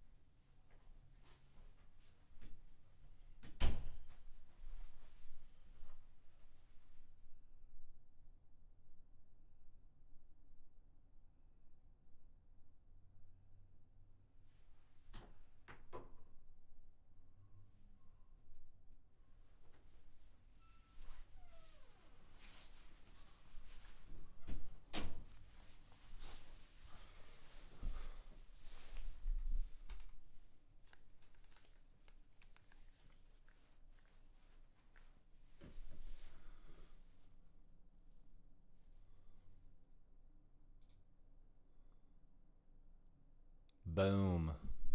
Hopping right back into it. Ain't nothing changed but the weather. All right. Still on Volume 1, Part E, Mr. Trump's supporters attack the United States Capitol. Mr. Trump's efforts to remain in power converged and culminated on January 6th, the day that Mr. Biden was certified to be president. That day, Mr. Trump was scheduled to speak at the Ellipse to the crowd of supporters he had summoned to Washington with false claims of election fraud. At around 1 a.m. on the morning of January 6th, Mr. Trump tweeted, quote, "If Vice President at Mike Pence comes through for us, we will win the presidency. Many states want to decertify the mistake they made in certifying incorrect and even fraudulent numbers in a process not approved by their state legislatures," in parentheses, which it must be. "Mike can send it back," end quote. Just before he left the White House to give his speech at the Ellipse, Mr. Trump phoned Mr. Pence one last time. When Mr. Pence told Mr. Trump that he planned to issue a public statement making clear that he lacked the authority to do what Mr. Trump wanted, Mr. Trump expressed anger at him. He then directed staffers to reinsert into his planned Ellipse speech some language that he had drafted earlier targeting Pence. During his speech at the Ellipse, Mr. Trump made one more attempt to retain power in his remarks. Mr. Trump repeated many of the same lies he had been telling for months regarding dead voters, non-citizen voters, and vote dumps. And he told newer ones, lies that targeted states wanted to change their electors, and that Pence had the authority and might be persuaded to change the election results. The lie regarding Mr. Pence was particularly deceptive because Mr. Trump knew what his supporters in the crowd did not, that Mr. Pence had just told him in no uncertain terms that he would not do what Mr. Trump was demanding. Mr. Trump told the crowd, a crowd of his supporters that he remarked to his advisors the night before was, quote, angry, end quote, that the election had been stolen and the country would no longer exist if this purported crime were not stopped, and that the discovery of, quote, fraud, unquote, licensed them to, quote, go by very different rules, end quote. Although Mr. Trump at one point told his supporters to, quote, peacefully and patriotically make their voices heard, end quote, he used the word, quote, fight, end quote, more than 10 times in his speech before concluding by directing his supporters to march to the Capitol and give allied members of Congress, quote, the kind of pride and boldness they need to take back our country, end quote.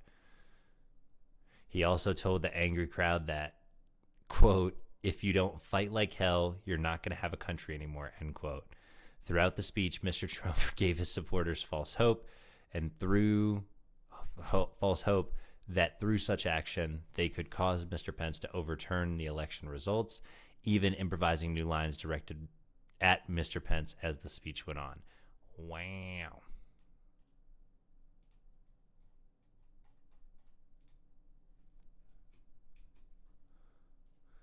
My goodness. Yeah, we're going to pull that and that.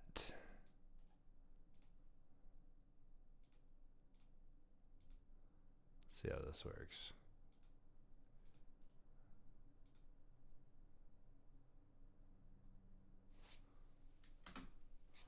Boom. Holy shit. Absolutely bonkers. Sorry, guys. This is what a good thorough read through gets you, though. Anybody who didn't know this stuff. I've seen a couple of things typing out some highlights, but it's always good to know exactly what was said. 106. At Mr. Trump's urging, thousands of his supporters marched from the Ellipse to the Capitol building. There, Mr. Pence began the certification at around 1 p.m. Outside the building, the crowd swelled and broke through the barriers cordoning off the grounds. The crowd that attacked the Capitol was filled with Mr. Trump supporters, as made clear by their Trump shirts, signs, and flags. As described in detail below, the crowd violently attacked the law enforcement officers attempting to secure the building. Ooh, we get to the pictures. Never forget. Boom, boom. We're going to blow this up for stream.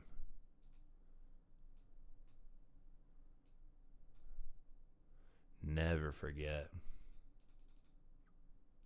And remember, while this is going on, I don't even want to spoil it.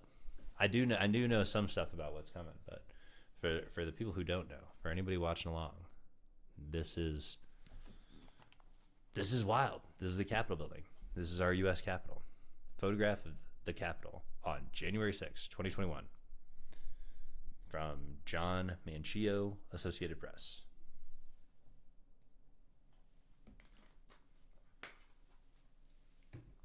Remember, this shit was chill with y'all.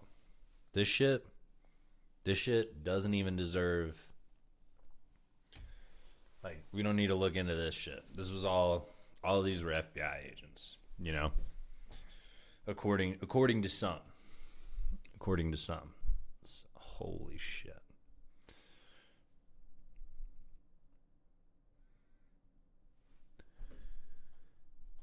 Holy shit. Little "Don't Tread on Me." Gotta love that. Look at that guy. He knows. This guy knows. He's like, "Oh, fuck." He said, if we don't get this done, this is going to be the worst day for me. Why are you taking a picture? This guy doesn't give a fuck. This guy, he's probably going to be all right. This guy, you're fucked.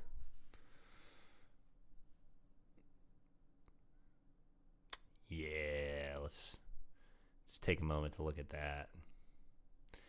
Same place, same time, or around the same time. I shouldn't say same time. Shannon Stapleton, Reuters. Last picture was Ken Sedino from UPI. But my goodness, take a look. Got the helmets. Look at them. Prepared. My goodness.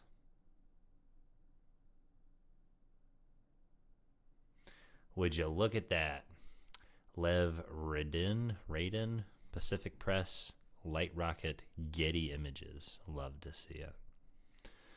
One of the big things, I love pictures like this because one of the big things that people say is, cops let them in, that sort of thing. That's been pushed by a lot of people for a long time. One of the biggest things that I've seen is a lot of the fighting, not saying that they were let in. I'm not ceding any ground or anything like that.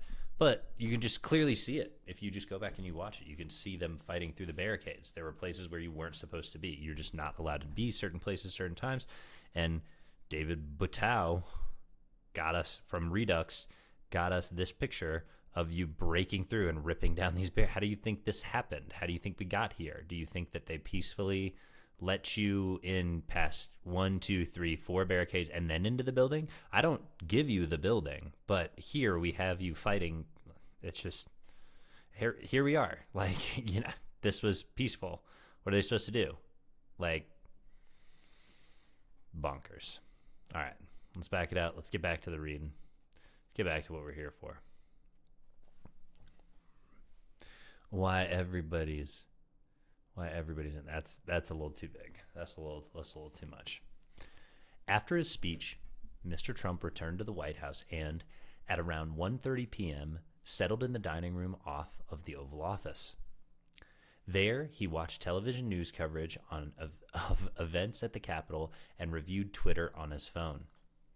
When the angry crowd advanced on the Capitol building and breached it around 2:13 p.m., forcing the Senate to recess, several of Trump's advisors rushed to the dining room and told him that a riot had started at the Capitol and that rioters were in the building. Over the course of the afternoon, they forcefully urged Mr. Trump to issue calming messages to his supporters. Mr. Trump resisted, repeatedly remarking that the people at the Capitol were angry because the election had been stolen. Yeah, they should be mad, you fucking bitches. That's what he said. Can you imagine? The glass shatter moment. You just realize you just fucked up. You're part of the... Yeah, are we the bad guy? Yeah, you're the bad guy. Just before 2:24 p.m., the news channel playing on the television in the dining room where Mr. Trump was sitting aired. What news channel do we think that is? I'll give a bet. I'll give a guess. Aired an interview with an individual marching from the Ellipse to the Capitol who expressed his anger at Mike Pence and stated, quote, "But I still believe President Trump has something else left," end quote. Then at 2:24 p.m., sitting alone, Mr. Trump issued a tweet attacking Mr. Pence and fueling the riot.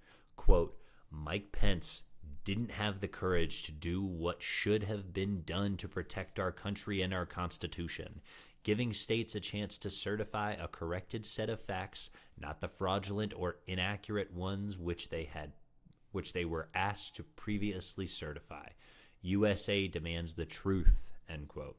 1 minute later, the United States Secret Service was forced to evacuate Mr. Pence to a secure location at the Capitol. Jesus, the timing on that. When an advisor at the White House learned this, he rushed to the dining room and informed Mr. Trump, who replied, quote, "So what?" Let's get that one.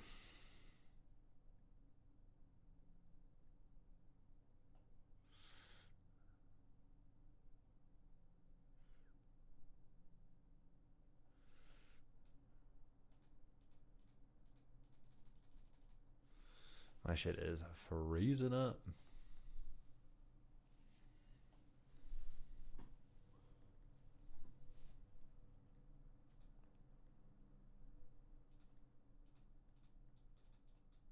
All right. Let's do from here to here.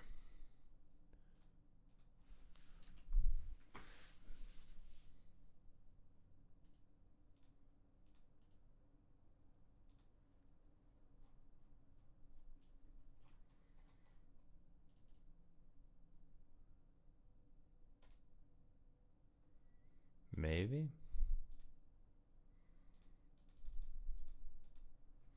We'll see.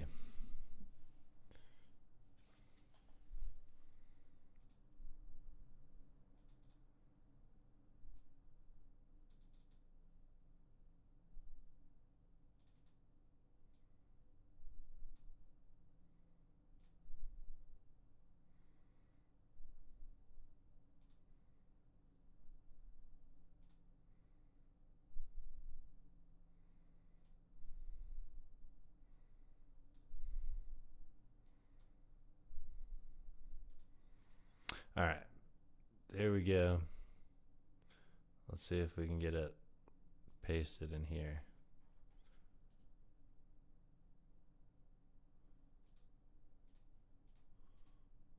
Are you picking up what I'm putting down, computer?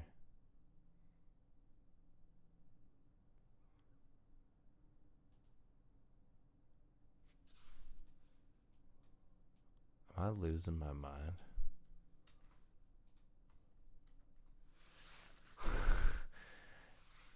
Sometimes I think things are out to get me. I don't know why I would ever come to this conclusion. Anyway, we are continuing. Whoa, hello.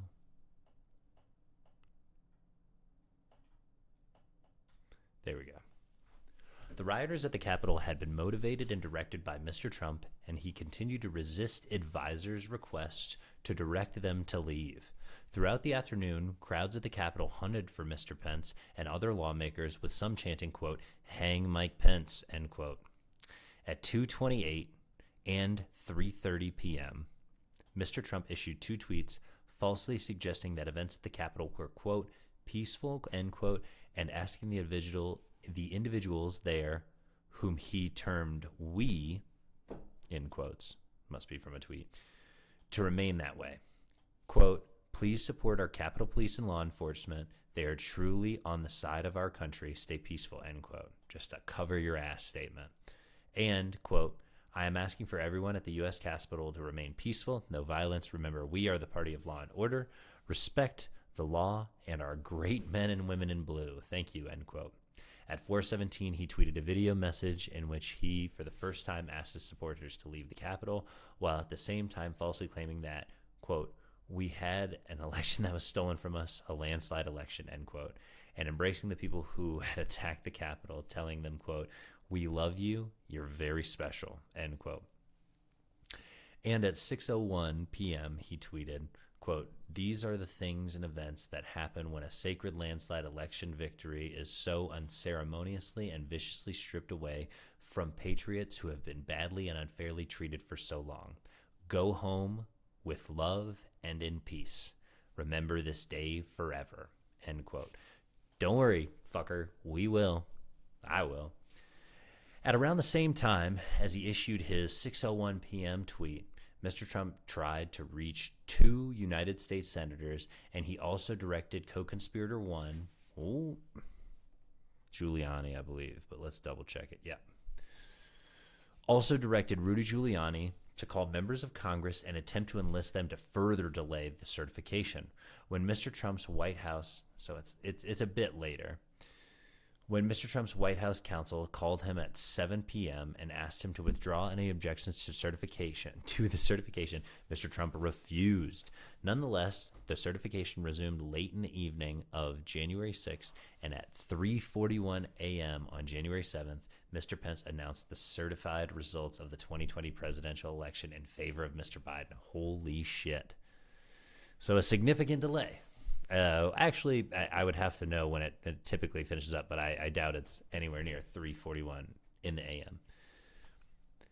As he did in his 4:17 p.m. and 6:01 p.m. tweets on January 6th, Mr. Trump has provided additional evidence of his intent by continuing to support and ally himself with the people who attacked the Capitol. He has called them, quote, patriots, end quote, and, quote, hostages, end quote.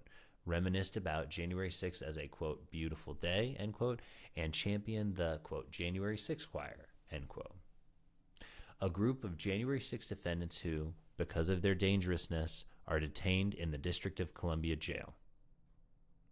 So, just so you know, just to address this line, anybody who sees this shirt here, I don't know, where am I at? Let me blow it up so you can see. The old USA, like, you know, stuff. If you see that and you think it's some sort of like, you know, right-leaning thing or something like that, it is 100% not.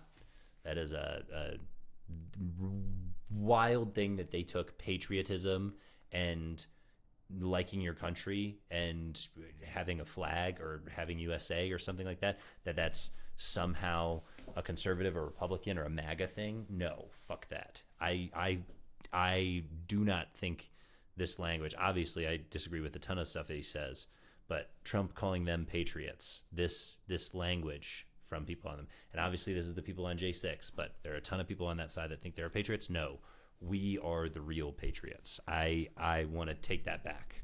You cannot be a certified dickhead MAGA moron, and you can also be a patriot. We are not keeping those two things. That's bullshit. We're not letting them have that. We ceded too much ground in that part anyway. We are at volume 2, the law. So this will go into a ton of the actual charging and such. And then let's see where volume 3 is. I always like to check ahead, just see where we're at.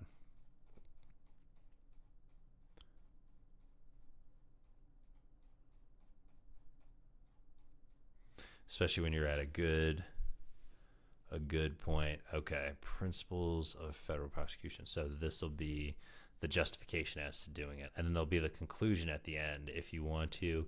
Yeah, I'm sure at some point I'll just put out this full video. If you ever want to, you can just scroll on down to the end or zip on past all this stuff to the end, and there's a conclusion that'll probably have a lot of the stuff highlighted. I just want to make sure I get some for myself before I go crazy, you know?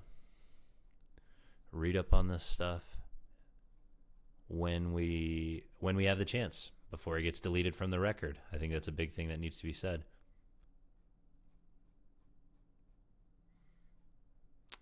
Boom, the law. Yeah, and if you don't think that's a possibility, you just lack imagination in my mind. I can't imagine. I envy you living in that world, but I don't live in that world.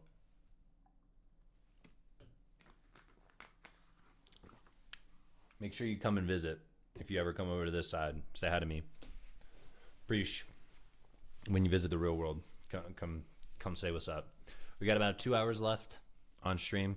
We may try and hop over and play a little bit of the game, but that would take a break and a shift in what we're doing. So we're just going to try and push through. We are going through the law section, so the law section may get just a little bit more dense. That last part I feel like was really juicy. So if you thought that was a little bit slow, we are getting into the law portion. So fair warning, I am less familiar with this area, and so may have to look more up. We may be pulling more off to the side. Here we have just stuff that we're going to look into. Tons of stuff that, keeps coming up. Same thing. We're just going to do the same thing with the law and anything that we see. Whoa now. Whoa, Nelly. Ain't nothing but a thing. We're right back. Whoa. Oh, maybe I messed up. No, that's right. It's right here. It's right here.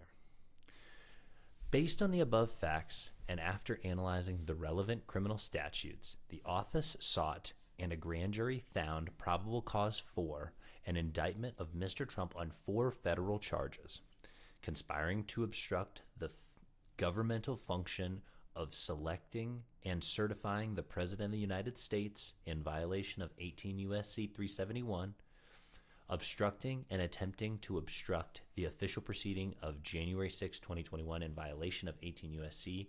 1512C2, conspiring to obstruct the official proceeding in violation of 18 U.S.C. 1512K, and conspiring to violate the federal rights of citizens to vote and have their votes counted in violation of 18 U.S.C. 241. Because of the unprecedented facts and the variety of legal issues that would be litigated in the case, the office was aware that the case would involve litigation risks, as would any case of this scope and complexity. However, after an exhaustive and detailed review of the law, the office concluded that the charges were well supported and would survive any legal challenges absent a change in the law as it existed at the time of the indictment. That's the fact that he puts that in there because the law changed on it, because they literally switched it up and gave him immunity after the fact, which is bonkers if you didn't know that. That's why Trump v. United States is right there, right up here in the notes section, because that's one of the ones that we're going to be taking a look at, especially if people want to. That's one that I've already read through, but if we need to read through that to understand what it means, I will absolutely do it on stream.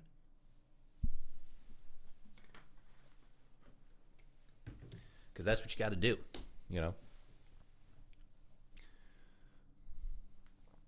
As set forth in the section VD below, after the original indictment was returned, the Supreme Court ruled in Trump v. United States, this is exactly what we're talking about, that Mr. Trump has absolute immunity for core presidential conduct, enjoyed a rebuttal presumption of immunity for other official presidential acts, and had no immunity for unofficial conduct. Who gets to decide unofficial conduct? The Supreme Court does, and they just give it to him. It just doesn't mean anything. It's so important to understand that. I think we're gonna give that a copy when the computer pipes up.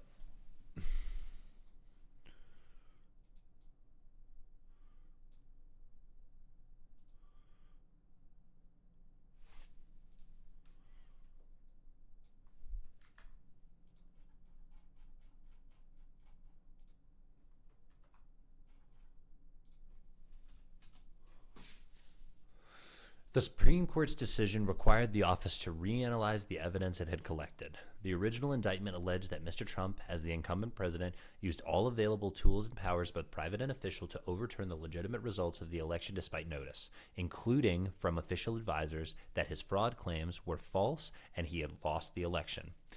Given the Supreme Court's ruling, the official reevaluated, there's a weird slip, a little Freudian slip, the office reevaluated the evidence and assessed whether Mr. Trump's non-immune conduct, either his private conduct as a candidate or official conduct for which the office could rebut the presumption of immunity, violated federal law. The office concluded that it did.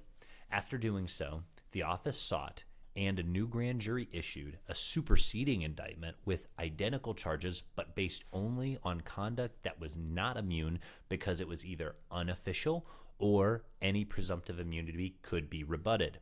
This section reviews the federal laws violated by Mr. Trump's non-immunized conduct. So this will be the post-Supreme Court ruling where you had to redo everything in order to make it compliant with the new laws that they created. John Roberts and the gang created a new buckets of immunity, or whatever you want to call it. This idea of immunity just kind of out of thin air, and then Trump gets to enjoy this. So here we have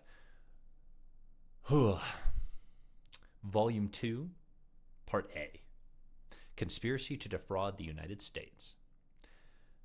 The defraud clause of the general conspiracy statute makes it a crime, quote, if two or more persons conspire to defraud the United States or any agency thereof in any manner or for any purpose, and one or more of such persons do any act to affect the object of this conspiracy, end quote. 18 U.S.C. 371. The defraud clause applies not just to schemes to cheat the government out of money or property, but also schemes to schemes, quote, to interfere with or obstruct one of its lawful government functions by deceit, craft, or trickery, or at least by means that are dishonest, end quote. Kind of the catch-all. Hammerschmidt v. United States 265 U.S. 182, 188, 1924. Under long-standing established precedent, the government must prove the following elements to establish a violation of the defraud clause. 1. The defendant, quote, entered into an agreement to obstruct a lawful function of the government or agency of the government. 3. By deceitful or dishonest means, and 4, at least one overt act was taken in furtherance of that conspiracy, end quote. United States v. Concord Management and Consulting, LLC, 347 F Sup 3D 3846 DDC, 2018. See also Hammerschmidt 265 U.S. at 188. United States v. Dean 55 F3D 640 647 DC Circuit 1995. The office concluded that Mr. Trump's conduct satisfied each of these established elements of a defraud clause offense. The process of selecting and certifying the president as described above and prescribed by the Constitution and federal law is plainly a lawful function of the federal government. Cf. Ray v. Blair 343 U.S. 214224 1952.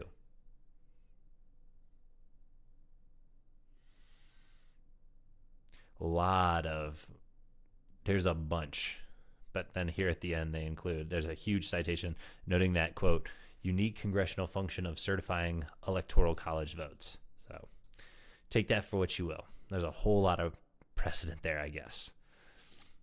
I have not read through all that. I am just taking these for what they are and the established grand jury that saw fit to move forward, as he said. Indeed, Mr. Trump never challenged the indictment on that basis, though he filed more than 100 pages in support of dismissal motions, as the Court of Appeals found in the context of the immunity litigation in this case. Quote, former President Trump's alleged efforts to remain in power despite losing the 2020 election were, if proven, an unprecedented assault on the structure of our government, end quote. United States v. Trump.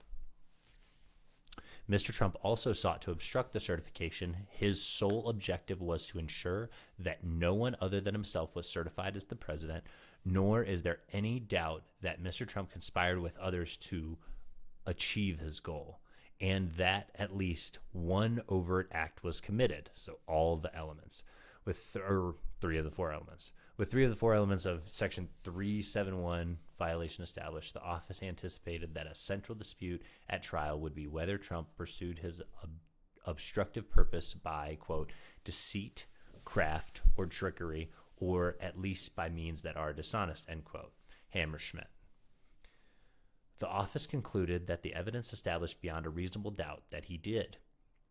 The core of Mr. Trump's obstructive scheme was a false narrative of outcome determinative voter fraud, which he and his surrogates frequently repeated, disseminated over the course of 2 months.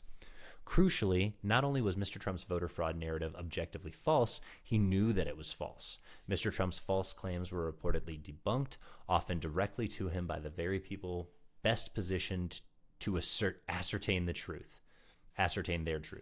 Campaign personnel told Trump his claims were unfounded. So did state officials, a White House official who engaged with Mr. Trump in his capacity as a candidate, and even his own running mate. For example, Mr. Trump's campaign manager informed him that a claim that had been circulating, that a substantial number of non-citizens had voted in Arizona, was false. State officials issued public statements dispelling Mr. Trump's claims of widespread voter fraud. Georgia's Secretary of State refuted multiple false claims of election fraud directly to Mr. Trump, including the false allegation that 5,000 dead people had voted in Georgia. When Mr. Trump raised various fraud allegations with Michigan's Senate Majority Leader, he was told that he had lost because he had underperformed with educated females. Vice President Pence told Mr. Trump that he had seen no evidence of outcome determinative voter fraud in the election.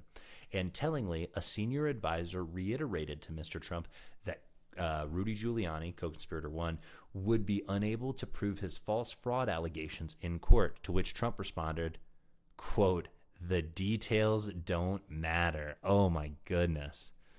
The details don't matter. Good to know. Courts in which Mr. Trump brought numerous lawsuits all rebuffed his claims, which in some instances prompted him to issue public rebukes acknowledging those decisions. Still, other federal and state officials, some appointed by Mr. Trump and others who publicly supported and voted for him, publicly debunked allegations of outcome determinative voter fraud.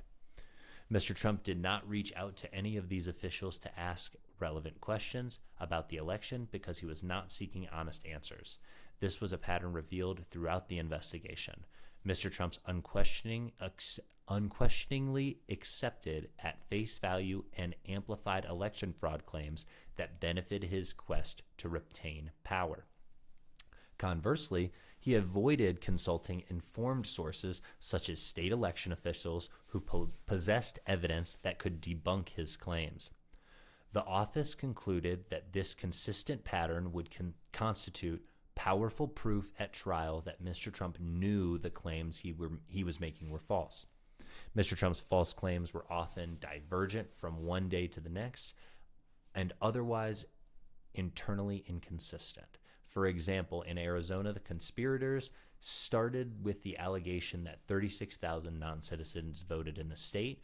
5 days later, it was, quote, beyond credulity that a few 100,000 didn't vote, unquote.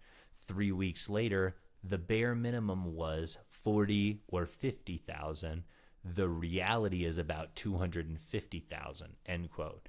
Days after that, the assertion was 32,000, and ultimately, conspirators landed where they had started at 36,000, a false figure that they never verified or corroborated. And in Georgia, the conspirators initially suggested that a large enough number of dead voters had cast ballots to overcome Mr. Trump's losing margin of about 12,000 voters. 1 month later, the number was 10,315. 3 days after that, the assertion was close, quote, close to 5,000 people, end quote. And then 2 days later, the number bounced back to 10,315. Mr. Trump bears legal responsibility for each of the false claims because they were made by him and his co-conspirators in furtherance of the conspiracy that he led. See Salinas v. United States. Quote, the partners in the criminal plan must agree to pursue the same criminal objective and may divide up the work, yet each is responsible for the acts of each other. See also Fed R evidence. 801D2E. Statement by opposing parties. Quote, conspirator during and in furtherance of the conspiracy, end quote, is admissible against that party. United States v. Brockenborough.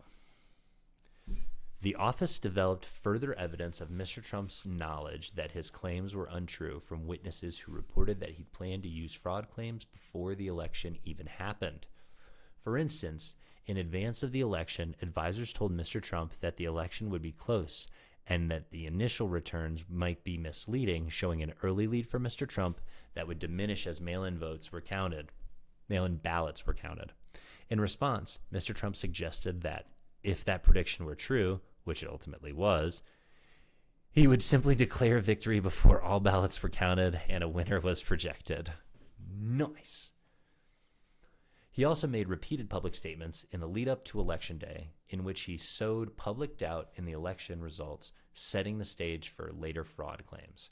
And Mr. Trump made his first statement claiming fraud in the election only hours after polls closed, when no investigations had begun, much less concluded. Mr. Trump's intent in spreading knowing falsehoods was further evidenced by statements that he and made to those around him. In private, in contrast with public false claims, Mr. Trump made admissions that reflected his understanding that he had lost. In a private moment, Mr.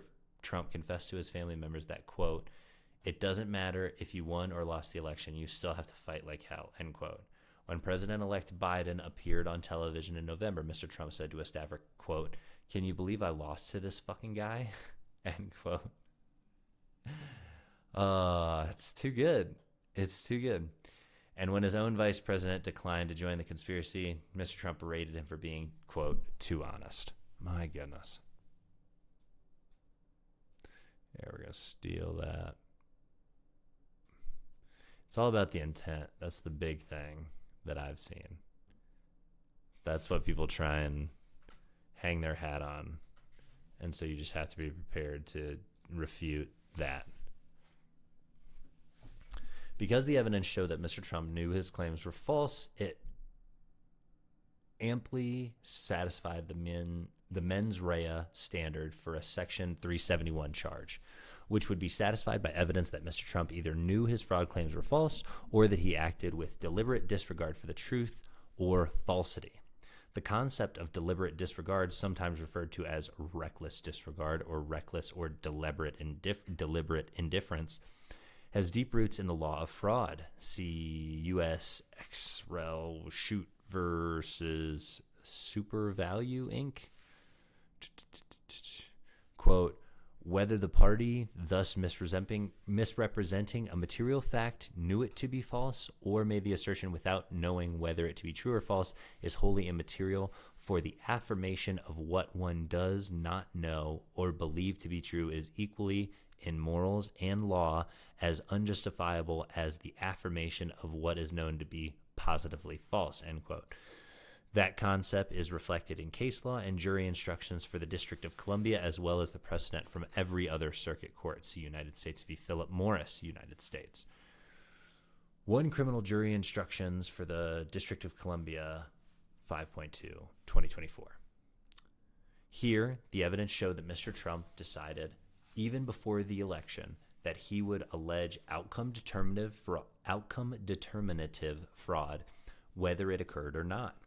If he were not declared the winner and he adhered to that plan, repeating false claims that he knew to be untrue. Although Mr. Trump's conduct fell comfortably within the established elements of the defraud clause offense, the office noted that the Supreme Court has, in several recent decisions, limited the reach of the federal fraud and obstruction statutes. See Simonelli versus United States, reversing conviction of construction contractor for wire fraud, 18 U.S.C. 1343, for scheming with public official to tailor bid requirements for government contractors to favor himself because the government did not prove the defendant deprived the victim of a traditional property interest, Kelly v. United States. Reversing convictions for wire fraud, where the defendants, whole bunch of fucking precedent.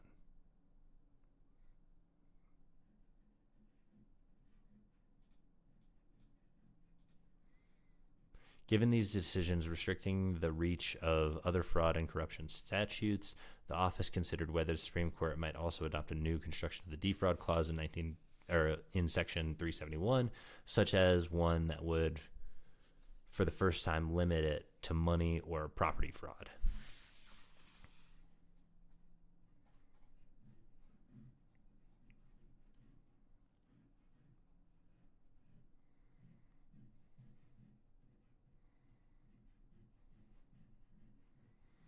The office concluded, however, that the creation of such a new role would not be supported in the law, given that the well-established elements of a defraud clause offense are firmly grounded in the statute's text, history, and long-standing judicial precedent. For more than 100 years, the Supreme Court has quote, stated repeatedly that fraud covered by the statute reaches any conspiracy for the purpose of impairing, obstructing, or defeating the lawful function of any department of government, end quote. And that this branch of liability is distinct from money or property limitations in other areas of fraud. Tanner v. United States, Dennis v. United States. Whole lot of